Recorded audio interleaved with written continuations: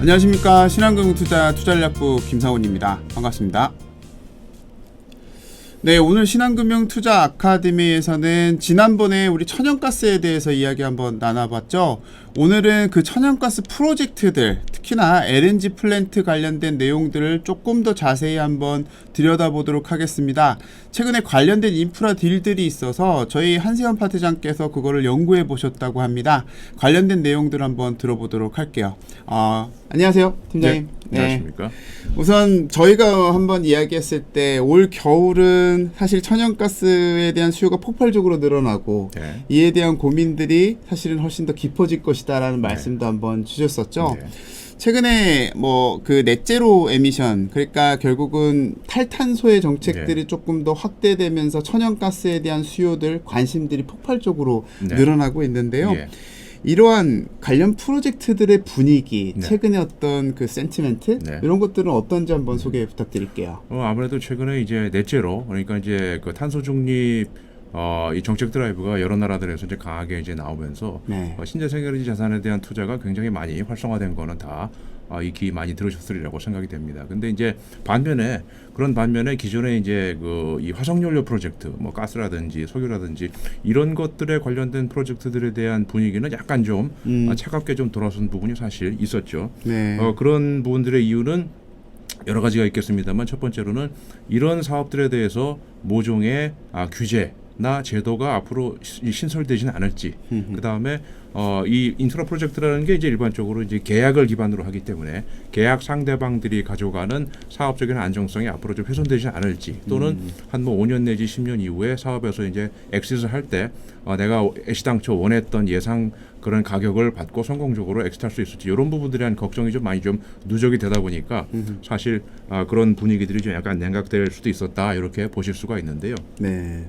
근데 그런 반면에 사실 최근에 이제 뭐 언급하신 것처럼 이제 넷제로 더 나아가서 가스 브릿지, 이 수소 시대가 오기 전까지 가스가 사실상의 연료로서의 큰 역할을 한다, 이런 분위기가 조성이 되다 보니까 LNG 관련된 프로젝트들은 오히려 또 최근에 좀 매매가 좀 많이 일어나는 그런 분위기들이 좀 감지가 되고 있습니다.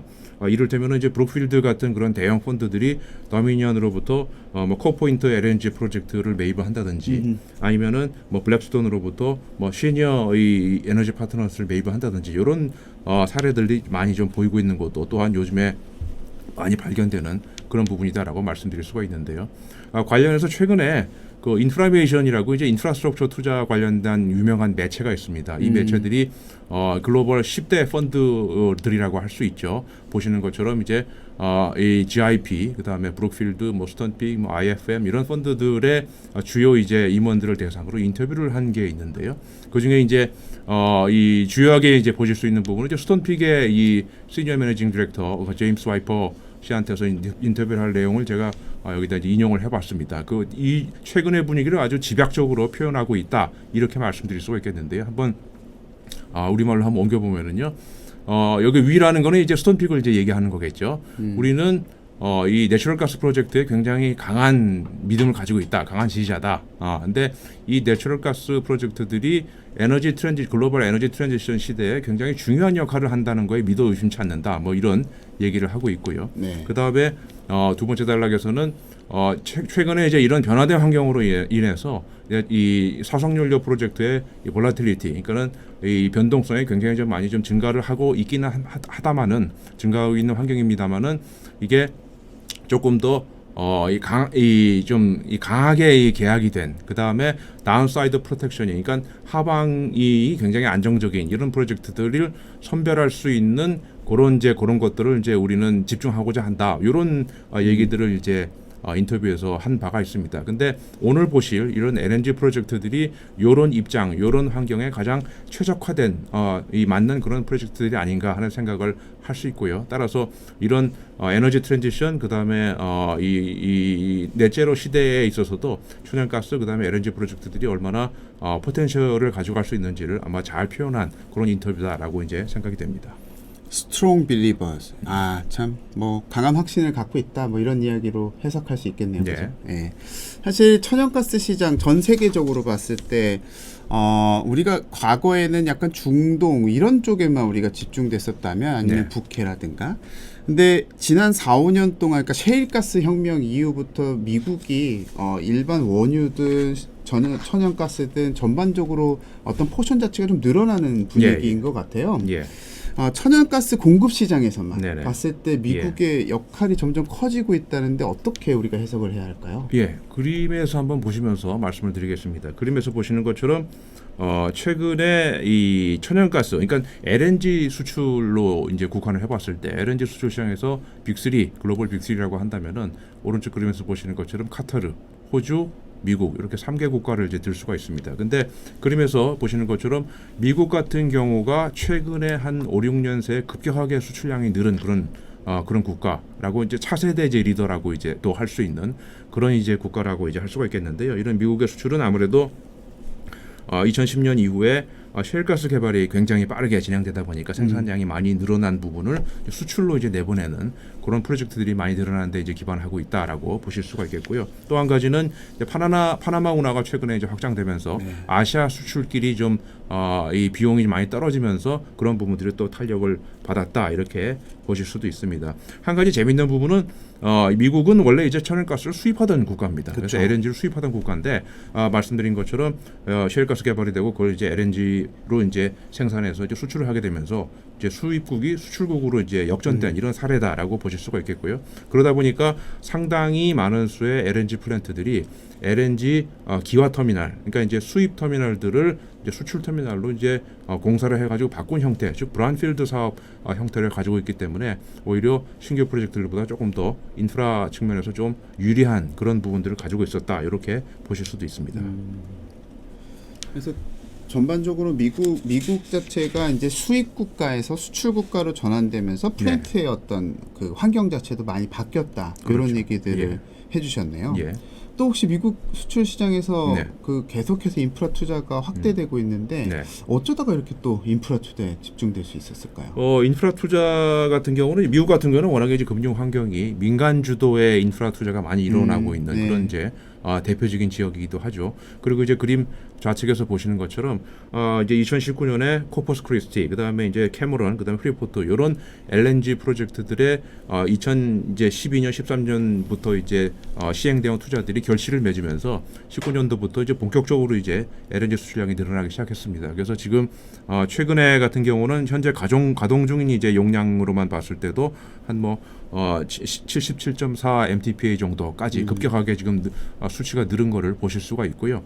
우측에 이용률, 그러니까 이제 가동률 측면에서 보시더라도 굉장히 꾸준하게 90%를 이제 초과하는 그런 우량한 가동률을 보실 수 있기 때문에 이런 흐름이 앞으로도 상당 기간 진행될 것이다. 그래서 결국 LNG 수출 시장에서 미국의 이 영향력이 좀 더 강화되는 방향으로 진행될 것이다. 이렇게 예측을 해볼 수 있겠습니다.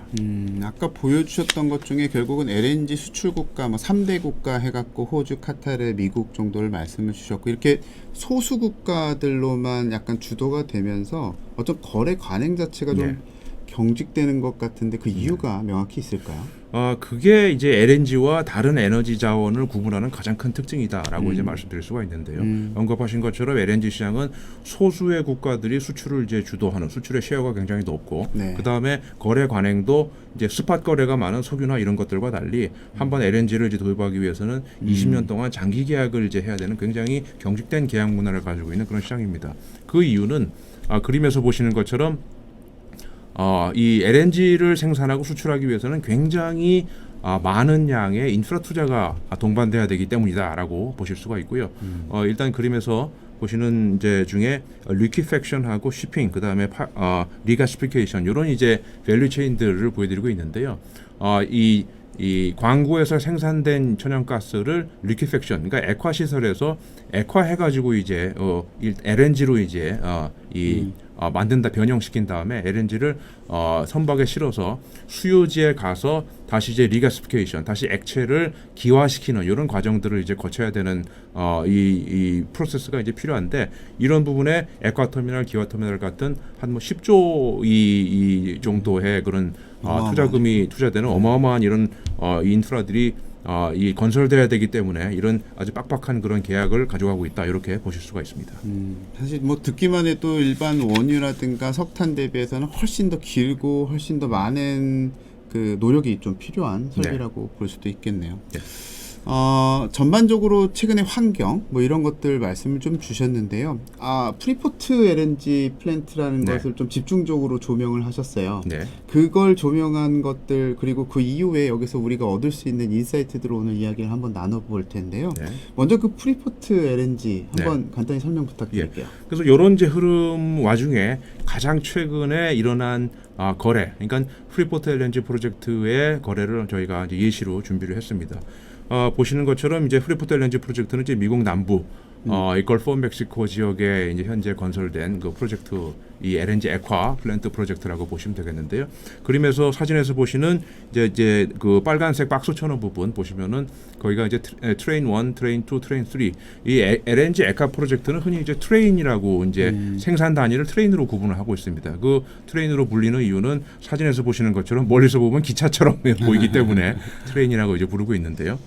그래서 지금 트레인 1번부터 3번까지가 이제 투자가 돼서 건설이 끝나고 이제 생산이 되고 있는 상태다 이렇게 보시면 되겠고요. 상업 가동은 19년에서 20년 정도에 다 상업 가동이 시작이 됐습니다. T4는 지금 계획 중인 트레인이고요. 요거는 26년도까지 공사가 이제 계획이 되고 있다 이렇게 보실 수가 있습니다. 아까 경직된 그 거래 관행이다라고 말씀드렸는데 네. 이 오른쪽에 보시는 것처럼 뭐 오사카 가스, 뭐 BP, SK, 토탈, 뭐 트라피규라, 뭐 간사이 일렉트릭 이름만 들어도 쟁쟁한 세계적인 에너지나 유틸리티 회사들이 다 지금 20년씩 계약을 맺어서 도입 계약을 맺어서 그 계약을 근거로 이제 프로젝트 파이낸스가 이루어진 그런 자산이다라고 보실 수가 있겠습니다.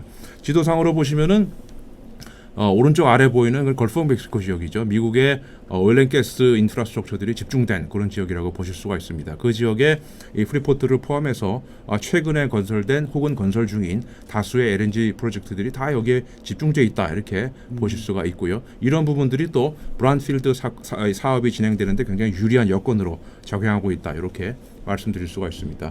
또 한 가지 재미있는 부분은 이제 이 프리포트 이 프로젝트 사업은 세계 최대의 인프라 펀드인 GIP가 일본의 이제 일본 최대의 발전사라고 할 수 있는 제라한테 이제 매각을 한 그런 M&A 딜이 되겠는데요.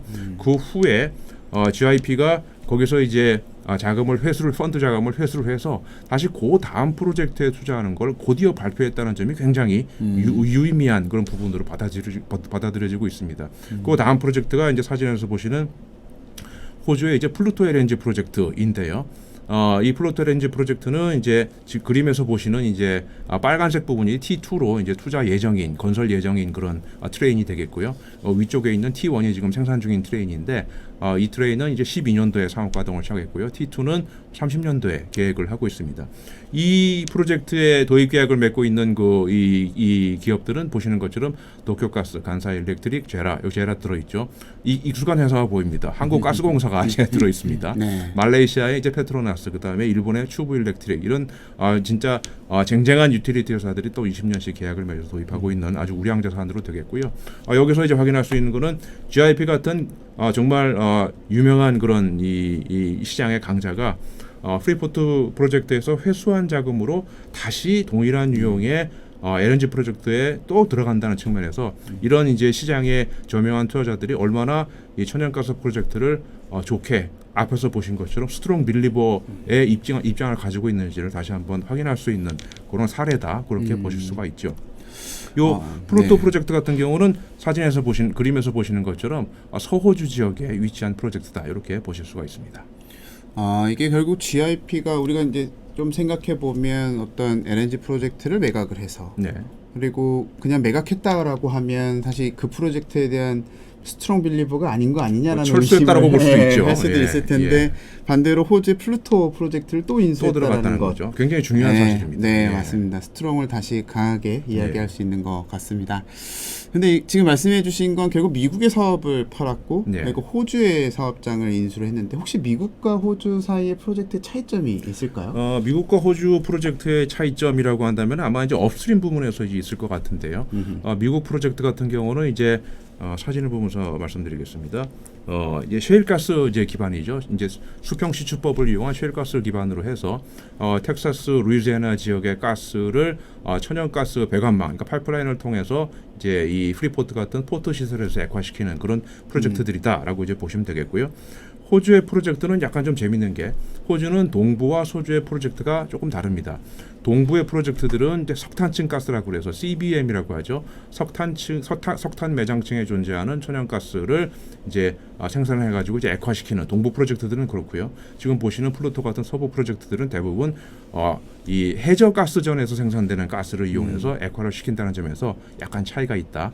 이렇게 말씀드릴 수가 있겠습니다. 우리 프리포트 LNG 프로젝트에 대해서 조금 더 자세히 한번 알아볼까요? 프리포트 프로젝트에 대해서 이제 보신다면은요. 프리포트 프로젝트는 말씀드린 것처럼 트레인 1번부터 3번이 지금 건설 생산 중이고, 그다음에 트레인 4번이 지금 이제 계약을 이제 하는 단계에 있습니다. 이제 통상적으로 계약을 다 확보를 해서 그걸로 이제 프로젝트 파이낸스를 해서 이제 그 이후에 건설에 이제 진행이 되게 되니까요. 보시면은 투자 금액이 이제 트레인당 한 30억 달러 정도가 들어갔습니다. 이제 건설비만 계산해서 이제 그렇다라고 이제 보실 수가 있겠고요. 그다음에 아까 말씀드린 것처럼 브라운필드 형태의 사업이기 때문에 완전히 이제 신규 건설 사업보다 전체 이제 버짓이 좀 이 예산이 좀 적게 들어갔다 이렇게 보실 수가 있겠죠. 근데 지금 그림을 보면서 시청자분들께서 약간 궁금해하실 것 같은데, 여기에 보면 브라운필드가 있고, 그리고 왼쪽 항목 중에 또 FID, Financial Investment Decision인 것 같은데, 요거 조금만 풀어서 설명을 좀 드릴까요? 브라운필드 사업은 흔히 이제 그린필드 사업하고 이제 대조되는 이제 의미로 사용을 하고 있습니다. 그린필드 사업은 말 그대로 아무것도 없는 나대지 상태에서 개발을 진행해서 건설하는 이런 사업을 주로 이제 그린필드라 이렇게 부르고 있고요. 브라운필드라는 거는 기존의 설비가 존재하는 그런 형태의 부지를 매입을 해서 그 설비들을 변형을 하거나 아니면 이제 리빌딩을 해가지고 다른 형태로 전환하는 이런 형태의 사업이 되겠습니다. 프리포트 같은 경우는 기존에 LNG 수입 터미널이 있던 자리를 그 부지를 매입을 해서 수출 터미널로 이제 바꾼 형태에 해당이 되기 때문에 전형적인 브라운필드 사업이다 이렇게 부르고 있고요. 이 파이널 인베스트먼트 디시전 FID라고 하는 것은 이제 이 직역을 하자면은 이제 최종 투자 결정이 되겠죠. 그럼 최종 투자 결정이 뭐고 왜 중요하냐라고 하면은 일반적으로 최종 투자 결정 FID의 기준은 대주은행들로부터 프로젝트 파이낸스의 승인을 받은 시점을 FID 시점이라고 보통 얘기를 합니다. 그러니까 결국은 대주은행들로부터 프로젝트 파이낸스 승인을 받은 시점이 공식적으로 이 사업의 사업성을 인정받은 시점이다라고 이제 얘기를 하게 되겠고요. FID가 나야지 결국 이제 건설이 진행될 수 있는 이런 단계로 이제 진행 단계가 바뀌게 됩니다. 결국 이제 결론적으로 보게 되면은 FID가 있냐 없냐에 따라서 프로젝트의 자산 가치가 굉장히 차이가 많이 나게 되는 거죠. FID가 없는 프로젝트는 이게 앞으로 진행될 수 있는 그 불확실성이 굉장히 높은 프로젝트다라고 이제 볼 수 있겠고, FID가 낮다라고 하는 거는 이게 승인도 다 끝나고 건설이 곧바로 들어가서 몇 년 뒤에는 상업가동이 거의 가시권에 들어온 사업이다라고 하기 때문에 이 자산 가치가 확 뛰게 되는 그런 이제 계기로 작용할 수 있다 이렇게 말씀드릴 수가 있습니다. 네. 사실 보니까 FID 진행된 것도 트레인이라 그러죠. 1에서 3까지는 이미 다 진행이 됐고 트레인 4 정도만 그러니까 이제 앞으로 남겨놓고 그렇죠, 있다 이렇게 그렇죠. 보실 수가 있죠. 근데 GIP는 어떻게 보면 먹을 수 있는 건 많이 먹고 나갔다라고 볼 수도 있겠네요. 그러니까 이제 말씀하신 것처럼 자산 가치가 가장 크게 뛰어오르는 그런 시점이 FID 전과 후입니다. 그러겠네요. 그러니까 이제 굉장히 공격적이고 저명한 인프라 펀드들이 주로 이제 많이 사용하는 전략이다 이렇게 보실 수가 있죠. 네. 그럼 여기에 어떤 그 지분 구조, 돈들이 들어가 있는 구조도 한번 설명을 부탁드릴게요. 네. 지분 구조를 보시면 이제 그림을 이제 보시면은요, 프리포트 LNG 디벨롭먼트 LP, 여기서 LP는 이제 리미티드 파트너십 법인을 이제 얘기를 하고 있습니다. 보시면은 이 주요 이제 파트너라고 이제 해야 됩니다. 왜냐 파트너십 법인이기 때문에 파트너 주주들은 이제 이 마이클 스미스 씨하고 이 텍사스의 재벌 오일앤가스 재벌이시고요, 개인입니다. 마이클 스미스 씨가 머저리 이 대다수를 가지고 있고 GIP 펀드가 4분의 1 정도, 그다음에 오사카 가스가 이제 10.8% 정도를 이제 점유를 하고 있고요. 이 트레인이 이제 트레인 1, 2, 3, 4 해가지고 이제 4개 자법인을 따로 이제 별도로 SPC를 가지고 있습니다. 그래서 보시면 트레인 1번 SPC에 오사카 가스하고 제라가 이미 들어가 있고요. 그러니까 제라는 이번에 이미 가지고 있던 이 포지션에서 좀 더 많이 확대를 하는 케이스다라고 이제 보실 수가 있습니다. 트레인 2번은 호주의 유명한 인프라 펀드인 IFM이 58% 정도 들어와 있습니다. 그다음에 트레인 3는 이제 이 스위프트 LNG가 100% 가지고 있고요. 트레인 4는 100% 가지고 있지만 아직 이제 건설이 시작되지 않았기 때문에 자산 가치는 아직 낮다 이렇게 보실 수가 있습니다. 아, 이게 보니까 지분 구조가 굉장히 뭐 소위 저희에서 이야기하면 좀 지저분한 모습을 좀 보이고 있네요. 그렇죠. 그리고 약간 리미티드 파트너십 이런 구조를 갖고 있는데 혹시 대부분의 LNG 프로젝트가 이런 식으로 가는지 혹시 뭐 LNG 프로젝트뿐만이 아니라 인프라 프로젝트 특히 북미의 인프라 프로젝트들은 거의 대부분 이런 리미티드 파트너십 혹은 이제 리미티드 라이벌리티 컴퍼니 LLC 구조나 LP 구조를 가지고 있습니다.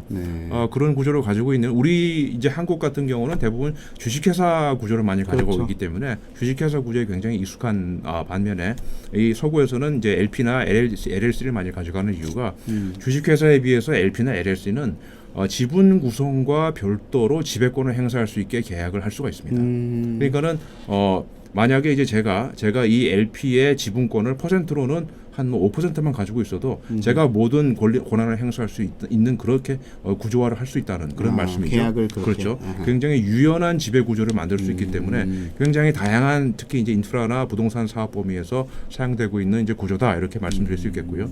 두 번째로는 미국 같은 경우는 이제 주식시장, 그러니까 뉴욕 시장에 LP나 LLC를 곧바로 상장할 수가 있습니다.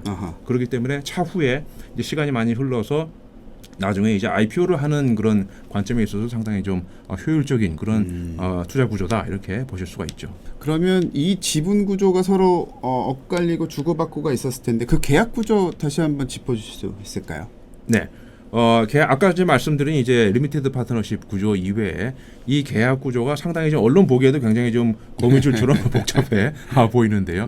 이렇게 된 이유는 가장 근본적으로는 이 트레인별로 건설 시기가 다르기 때문입니다. 그러니까 트레인 1이 건설이 들어가기 전에, 그러니까 트레인 1이 건설이 들어갔다는 얘기는 그 전에 이제 계약이 확보됐다는 뜻이 되겠죠. 계약을 확보하고 프로젝트 파이낸스 이제 승인을 받고 이제 건설에 들어가게 되니까요.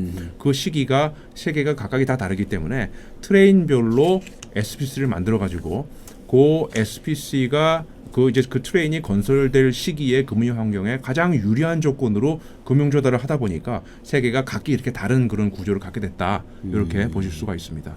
사례로는 아주 흔한 경우다 이렇게 보실 수 있죠. 이 딜의 조금 더 디테일한 부분들을 한번 보도록 하겠습니다. 이 거래 이 4분의 1 지분의 이 파트너가 지금 제라가 세 번째 파트너다라고 이렇게 보시면 되겠는데요. 첫 번째 파트너인 호주의 유명한 이제 인프라 펀드인 헤이스팅스 컨소시엄이 최초 2010년도, 그러니까는 굉장히 조기에 프로젝트 개발 단계라고 보실 수가 있죠. 맨 땅일 때라고 이제 보실 수가 있습니다. 이 개발 단계에 들어와서 굉장히 싸게 들어왔죠. 여기 보시면은 단위가 지금 100만 달러인데 155 밀리언 달러에 들어왔습니다. 그래서 굉장히 싸게 사업권을 이제 매입을 해가지고 이제 가지고 있다가 아까 이 트레인들의 이제 FID가 이 2014년에서 15년이라고 이제 보셨는데요. 14년, 15년, 그러니까 FID 직전 단계에 GIP 펀드한테 매각을 했습니다.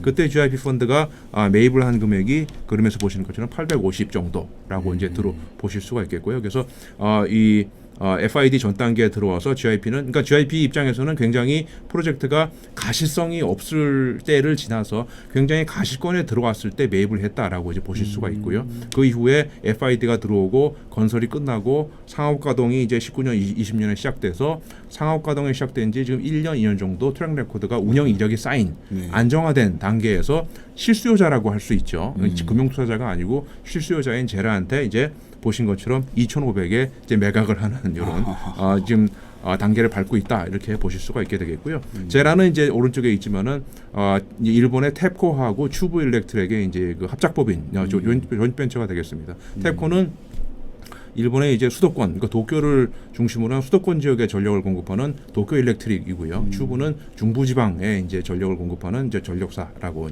보실 수가 있습니다. 이 헤이스팅은 4년 만에 6배. 그리고 GIP는 거의 7년 만에 3배. 뭐 그렇게 되겠죠. 금액으로 따지면. 근데 이제 뭐 이 엄밀히 따지면은 이제 이 매입을 하고 사업권을 매입을 하고 그 이후에 건설 출자가 또 들어가기 때문에 실제로 들어간 금액이 이보다는 좀 많습니다. 하지만 이제 IRR로 따지면은 거의 대부분 이런 프로젝트, FID 단계에 들어온 프로젝트는 IRR로 따지면 한 이 하이 더블 디짓, 그러니까는 뭐 15에서 20% 사이 IRR을 추구하고 있다 이렇게 보실 수가 있죠.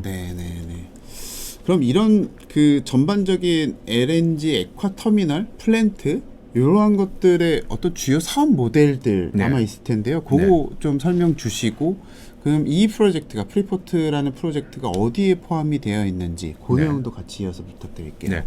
LNG 프로젝트의 사업 모델은 크게 세 가지로 이제 많이 구분이 되고 있습니다. 흔히 이제 IPM이라고 하는 모델, 그다음에 머천트, 그다음에 톨링 이렇게 세 가지 모델로 구별이 되고 있는데요. 이 모델들을 구별하는 이 기준 중에 하나는 어디까지가 하나의 사업체냐라고 보실 수 있습니다. 결국 이제 IPM, 인테그레이티드 모델 같은 경우는 가스를 생산하고 액화하고 판매하는 이 세 가지 사업을 모두 다 같이 영위하는 그 사업체다라고 이제 보실 수가 있습니다. 결국 가스를 생산 단계부터, 그러니까 업스트림부터 이 판매하기까지 그 모든 사업의 이 손익과 리스크를 이 사업체가 모두 다 이제 감당해야 되는 이런 이제 이 말 그대로 이제 버티컬 인테그레이션 되어 있는 모델이다 이렇게 보실 수가 있고요. 기업에 적합한 모델이라고 볼 수가 있죠. 두 번째 이제 머천트 모델 같은 경우는 천연가스 조달은 이제 시장에서 조달을 하고, 그러니까 미국에서 굉장히 이제 유행하는 모델입니다.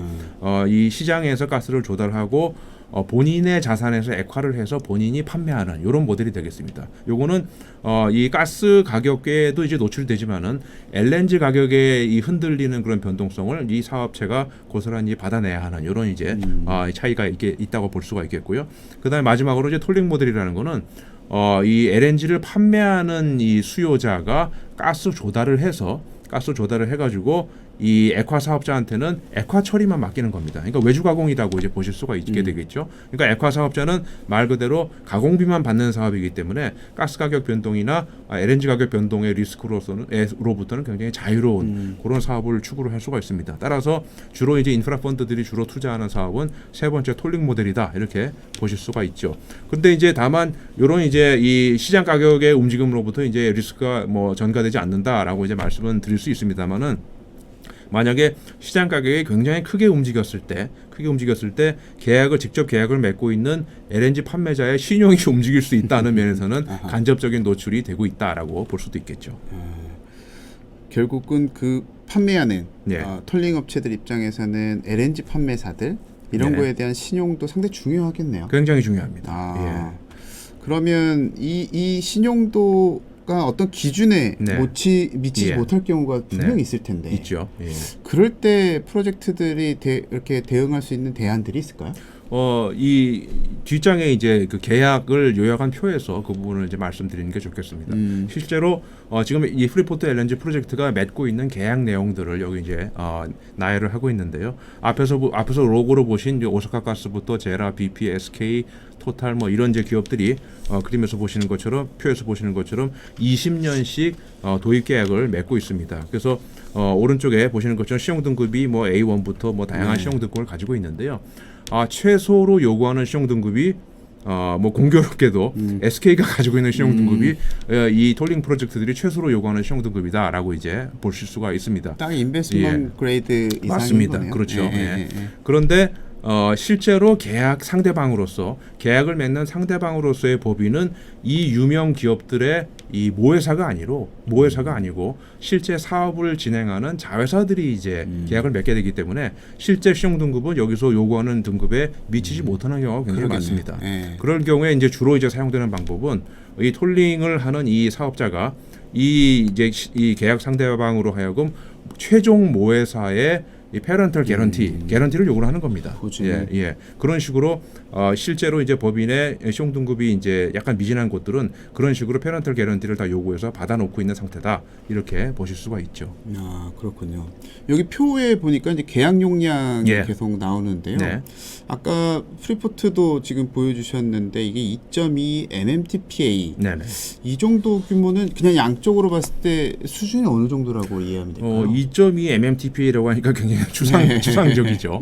추상적인데 이게 MMTPA는 밀리언 톤 퍼 애넘에서 이제 연간 100만 톤 이렇게 보시면 되겠고요. 따라서 2.2는 연간 2.200만 톤을 이제 LNG를 이제 도입한다 이렇게 보시면 되겠는데 2.2 MMTPA라고 하면은 이제 흔히 가스복합 발전소 같은 경우에 보통 이제 1000메가와트나 2000메가와트 이런 단위의 기기들이 이제 많이 건설이 됩니다. 근데 큰 게 이제 2000메가와트라고 봤을 때 2000메가와트짜리 발전소를 한 1.5년 정도 이 연소시킬 수 있는 그런 정도의 물량이다라고 이제 보실 수가 있습니다. 상당한 양이죠. 엄청 크네요. 보통 이 2000 메가와트짜리 그런 가스 발전소라라고 하면은 우리나라 기준으로 봤을 때는 한 120만 명 인구가 사는 도시에 전기를 공급할 수 있는 그런 용량이기 때문에 네. 엄청난 양이라고 보시면 됩니다.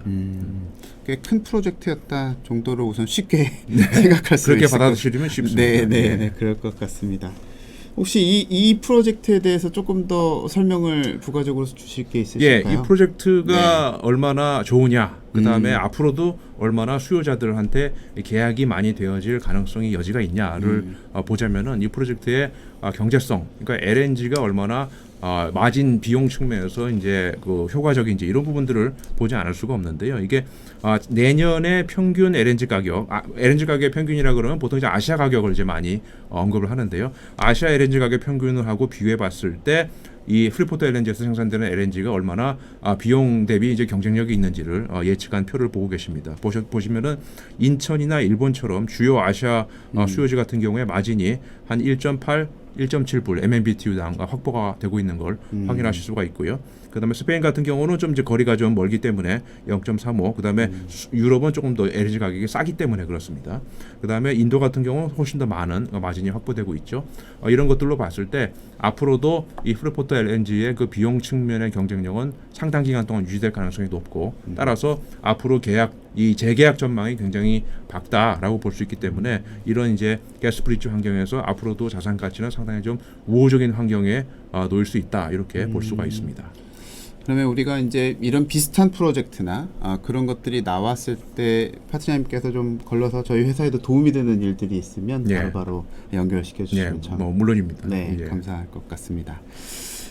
우리가 이런 영상을 찍는 건 사실 뭐 어려운 주제이기도 합니다만 말 그대로 투자 아카데미 공부의 관점에서 이야기를 하고 있고요. 마지막으로 얻어가고 싶은 것들은 이러한 그 프리포트라는 LNG 프로젝트에서 얻을 수 있는 사업 또는 그 파생되는 다양한 일들에서 국내 업체들이 미치는 영향 또는 뭐 인사이트 이런 것들이 있을 텐데요. 혹시 그 부분 생각해 보신 적 있으실까요? 뭐 보신 것처럼 아까 이제 이 3대 LNG 수주국가라고 한다면 카타르, 그다음에 호주, 그다음에 미국 이렇게 되겠습니다. 과거에는 주로 이 동아시아의 LNG 이제 수입 국가들이 주로 카타르에서 이제 도입 계약을 체결했다고 한다면은 최근에는 호주, 그다음에 아주 최근에는 미국과 주로 계약을 체결하고 있는 게 최근 흐름이다라고 이제 보실 수 있는데요. 아까 앞에서 프로젝트 계약자들의 면면에서 보신 것처럼 뭐 예나 지금이나 일본 기업들이 굉장히 강세를 많은 시장의 영향력이 굉장히 큰 LNG 시장의 큰 이제 빅 바이어다 이렇게 보실 수가 있습니다. 근데 이제 보신 것처럼 우리나라 기업들은 과거에는 주로 이제 공기업인 그 가스공사 외에는 별로 이제 활동이 없었다라고 이제 보실 수가 있는데요. 아주 최근에는 민간 기업들도 이런 계약을 맺고 LNG 프로젝트 시장에 진출하는 그런 흐름들이 가속화되고 있다 이렇게 보실 수가 있고요. 최근 같은 경우에 이 시장에 본격적으로 이제 진출하고 있는 회사는 아까 보신 것처럼 SK, 그다음에 GS 에너지 뭐 이런 기업들이 이제 주로 이제 활동을 이제 나타내고 있는데요. 두 개 회사 SK E&S하고 GS 에너지 같은 경우는 공이 둘 다 좀 비상장 기업이죠. 근데 이제 그렇게 볼 수밖에 없는 게 이 회사들 내부의 전략상 LNG 사업 자체가 앞으로 굉장히 성장 가능성이 포텐셜이 크기 때문에 일단 비상장 사업법인 내에서 운영하고 있는 그런 이 특징들을 갖고 있다 이렇게 보실 수 있게 되겠고요. 결과적으로 상장되어 있는 SK 그다음에 GS 이런 부분들을 좀 눈여겨 보실 필요가 있다 이렇게 말씀드릴 수가 있습니다. 네. 결국 이제 에너지 자회사들 중에서 이제 SK랑 GS 이쪽에 좀 관심을 갖고 보시면 약간 그 투자 기회가 있지 않을까라는 말씀을 들었습니다. 네, 오늘은 GIP와 일본의 발전 사업자인 제라 업체 간의 딜이었던 프리포트 LNG 플랜트에 관련된 내용들을 좀 알아봤고요. 그 내용들에서 얻을 수 있는 인사이트들을 정리해 보았습니다. 좀 긴 시간 동안 이야기를 했는데요. 차근차근 관심 있으신 분들 들어주시면 많은 것들을 얻어가지 않을까라는 생각입니다. 지금까지 시청해 주셔서 감사합니다.